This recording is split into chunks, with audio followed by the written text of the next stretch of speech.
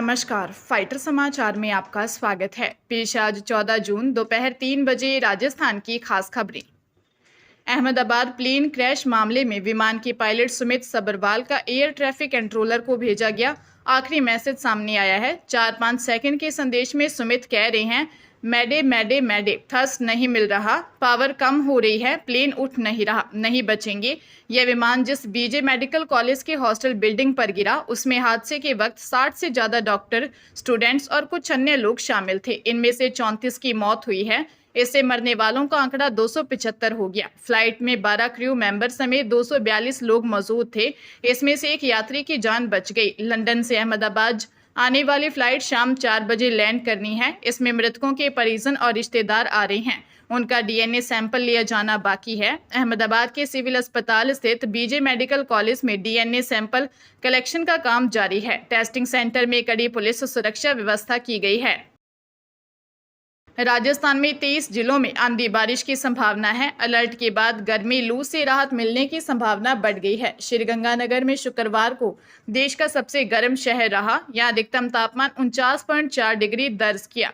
यहां इस सीजन का सबसे गर्म दिन रहा। साथ ही यहां जून महीने में अधिकतम तापमान का 7 साल का पुराना रिकॉर्ड टूट गया। इससे पहले श्रीगंगानगर में 1 जून 2018 को 49.1 डिग्री अधिकतम तापमान रिकॉर्ड किया गया था। श्रीगंगानगर में जून महीने का अब तक का सबसे ज्यादा तापमान 14 जून 1934 को 50 डिग्री दर्ज किया गया था। राज्य के 21 शहरों में जबरदस्त गर्मी और उमस रही, जिसके कारण यहां तापमान 44 डिग्री से ऊपर दर्ज हुआ।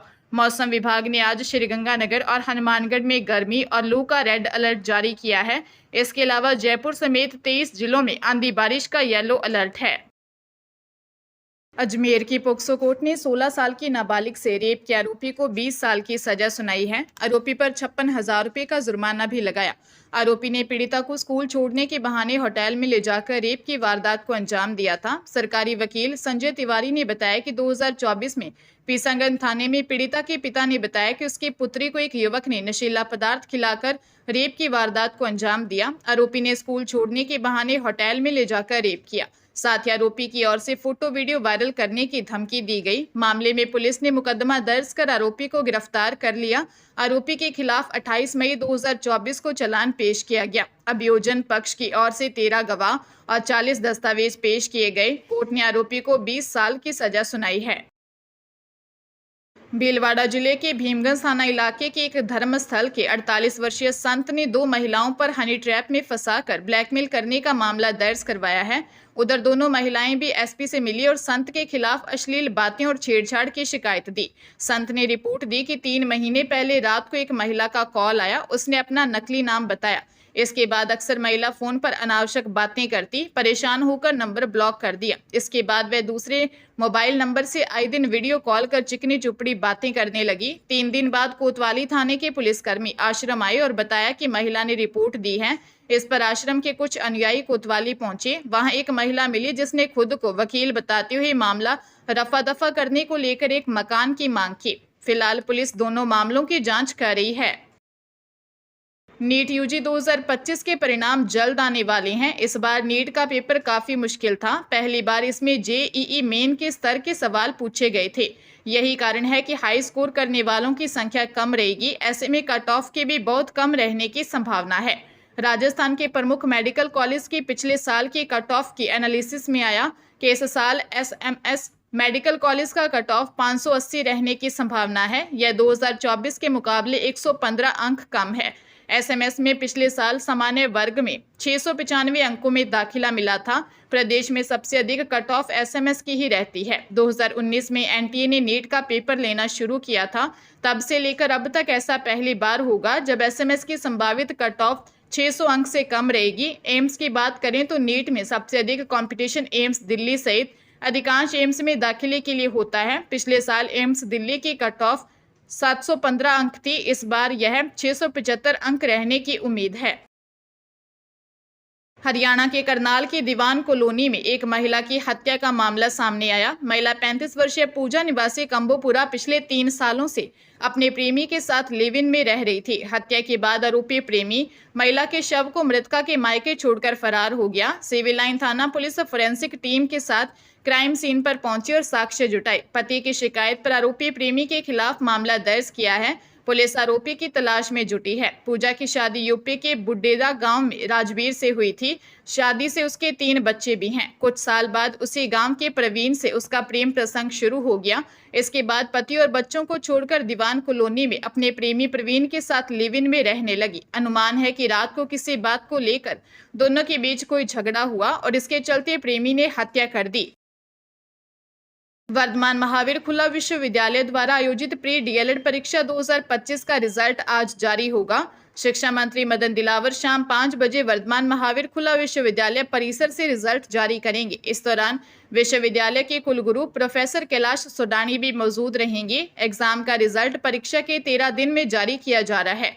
बात 1 जून को 2 पारियों में प्री डीएलएड परीक्षा 2025 का आयोजन किया गया था। प्रदेश में 41 जिलों में आयोजित इस परीक्षा में कुल 860 केंद्र बनाए गए थे। 5,50,000 अभ्यर्थियों ने एग्जाम दिया। परीक्षा में 70% महिला अभ्यर्थी थी। दोनों पारियों में कुल मिलाकर 90% परीक्षार्थियों की उपस्थिति दर्ज की गई। 2 वर्षीय प्रारंभिक शिक्षा में डिप्लोमा डीएलएड में प्रवेश के लिए आयोजित होने वाली परीक्षा में कुल 25,970 सीटों के लिए अभ्यर्थियों ने एग्जाम दिया। बीकानेर जिले में रुपए दोगुना करने का झांसा देकर तांत्रिकों ने नशीला पदार्थ खिला दिया, जिससे 2 तांत्रिक सहित 3 की मौत हो गई। मामला खाजूवाला का है। एएसपी ग्रामीण कैलाश सिंह सांधू ने बताया कि खाजूवाला वार्ड 16 निवासी 40 वर्षीय गफ्फार, 2 तांत्रिक शैतान सिंह और विक्रम सिंह की मौत हुई है। गफ्फार ने अजमेर से 4 तांत्रिकों को बुलाया। वे गफ्फार के घर ही रुके थे। उन्होंने रुपए दोगुना करने के लिए 11 जून से तांत्रिक क्रिया शुरू की थी। तांत्रिक क्रिया शुरू करने से पहले गफ्फार के घर की महिलाओं को वहां से भेज दिया। गफ्फार ने रुपए दोगुना करने के लिए 45 लाख रुपए इकट्ठा किए।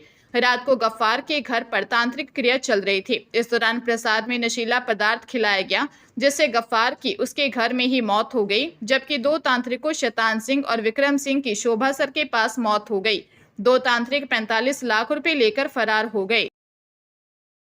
पंजाब के अबोहर में एक पत्नी ने अपने प्रेमी संग मिलकर अपने पति की हत्या कर दी। हत्या करने से पहले पति को शराब पिलाई, जिससे एक अन्य व्यक्ति ने उसका साथ दिया। फिर कार में ले गए और उसकी हत्या कर शव एक आश्रम के नजदीक छप्पड़ किनारे फेंक दिया।